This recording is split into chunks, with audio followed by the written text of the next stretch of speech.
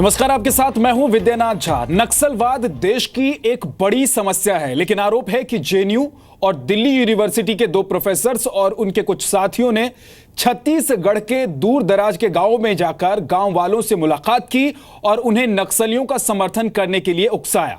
बस्तर के लोगों ने बाकायदा पुलिस में शिकायत की है कि प्रोफेसर्स ने गांव वालों को धमकी दी और कहा कि अगर वो नक्सलियों की मदद नहीं करेंगे तो उनकी जान को खतरा होगा। आपको एक रिपोर्ट दिखाते हैं।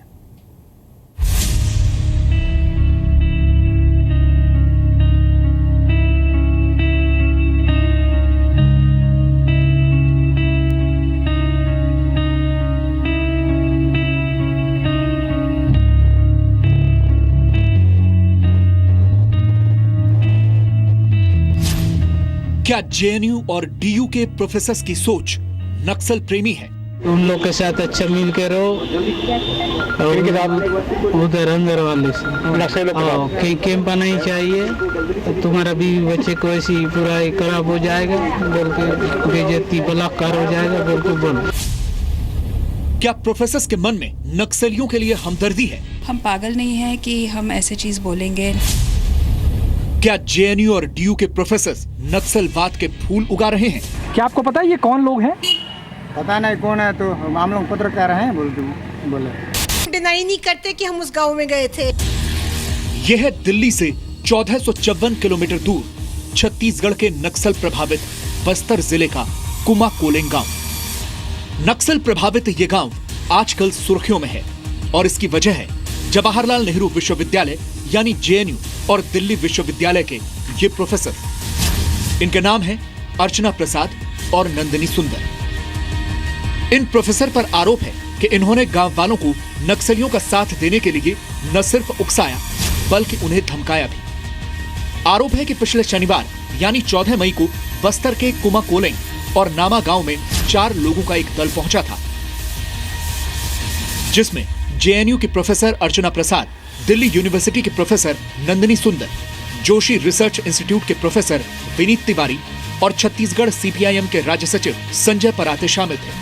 गांव वालों के मुताबिक इन लोगों ने खुद को दिल्ली से आए पत्रकारों का दल बताया था। आरोप है कि इन लोगों ने गांव वालों को नक्सलियों से मिलजुल कर रहने के लिए न सिर्फ उपबल की धमकाया भी। वो तो पत्रकार हैं बोल के आए थे सर, दिल्ली के हैं बोले। तो लेकिन लोग थे कौन? पता नहीं सर, हम लोग को देखे रहने से तो पता चलेगा। तो गाड़ी में आए रे, तो लेडीज मन ना ऐसे हम लोग का जैसा आदमी जैसा कटिंग थे, आदमी मन 2 जन थे और एक लेडीज बाल वाली थी, वो सुकमा कहीं बोल रही थी, वो गोंडी बात कर रही थी। क्या बोले वो लोग? वो लोग क्या बोले सर, तो देखो उन लोगों से मिलजुल के रहो, अच्छा से रहो, अंदर वाले से अच्छा रहो। अब पुलिस में आने से ना मुश्किल है, अपना गांव में बर्बाद हो जाएगा।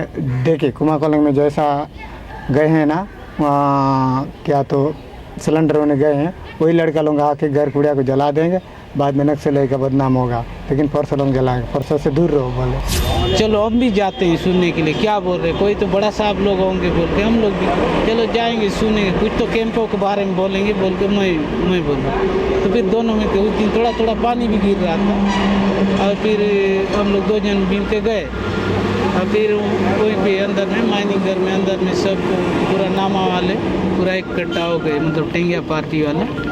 और फिर हम लोग भी गए 2 जन, तो चलो जाके सुनेंगे बोल रहे। तो क्या कुछ चल रहा था, क्या कुछ सुने आप लोग? वही उसी के बारे में बोल रहे थे। क्या तुम लोग उधर उन लोग के साथ अच्छा मिल के रहो और उधर अंदर वाले से कहीं कैंप नहीं चाहिए, तुम्हारा बीवी बच्चे को ऐसी पूरा खराब हो जाएगा बोल के, बेइज्जती बलात्कार हो जाएगा बोल के बोल। इन गांव वालों के चेहरे हमने इसलिए छुपाए हैं ताकि नक्सलियों से इनकी जान को खतरा न हो।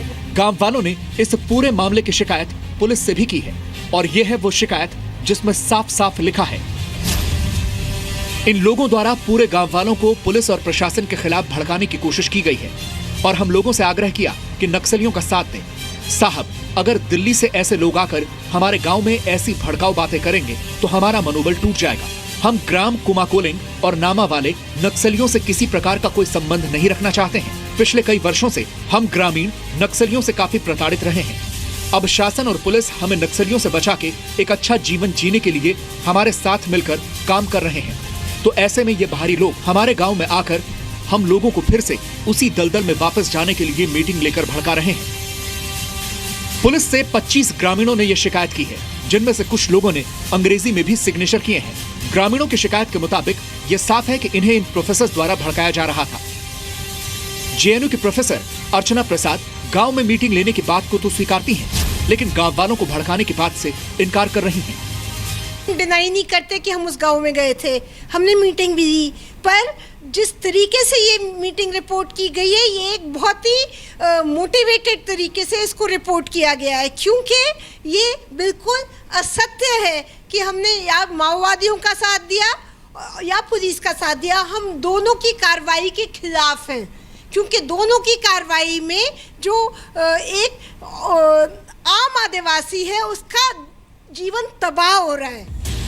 अर्चना प्रसाद अपनी सफाई दे रही हैं, लेकिन सवाल ये उठता है कि इन प्रोफेसर्स को नक्सल प्रभावित इस इलाके में जाने की जरूरत पड़ी ही क्यों? इस पूरे मामले में हैरानी की बात यह है कि दिल्ली यूनिवर्सिटी के प्रोफेसर नंदिनी सुंदर वहां नाम बदल कर गई थी। अब उनके अपने तर्क हैं। कई बार हमारे साथ पुलिस ने जाने से रोका है, तो या तो दो ऑप्शंस है, या तो हम बिल्कुल ही नहीं जाए, जो ये मुझे नहीं लगता कि ये जिम्मेदार तरीका होगा, क्योंकि मुझे लगता है as a petitioner before the Supreme Court and as researchers it is our duty to go to the ground and find out कि एक्चुअली क्या हो रहा है। सिर्फ प्रेस रिपोर्ट्स पर रिलाई नहीं कर सकते। दूसरा ये है कि अगर हम जाएं और पुलिस हमें रोकते रहे तो फिर हम कैसे जाके सच्चाई पता करेंगे। तो इसीलिए इस बार सिर्फ मैंने एक थाने में बोला कि मेरा नाम ऋचा केशव है। तो उसमें कहा गया है कि हमने लोगों को बोला कि आप माओइस्टों का साथ दो और नहीं तो माओइस्ट आपके गांव जला देंगे। हम पागल नहीं हैं कि हम ऐसे चीज़ बोलेंगे, ना हमने कभी ये पोजीशन नहीं लिया है कि लोग माओइस्टों का साथ दें। ये हमारे ऊपर इल्ज़ाम लगाना कि हम जाके लोगों को भड़का रहे हैं या उनको बोल रहे हैं कि माओइस्टों का साइड लेना, ये तो बिल्कुल सरासर झूठ है। इस मामले की गंभीरता को देखते हुए छत्तीसगढ़ सरकार ने जांच की बात कही है। विचारधारा राष्ट्र विरोधी तत्व की तरह की है, तो निश्चित है कि उन पर कड़ी से कड़ी कार्रवाई करेंगे और हम पुलिस को भी निर्देश करेंगे कि ऐसे प्रकरण जब आते हैं तो उस पर रिपोर्ट दर्ज करके कार्रवाई करें।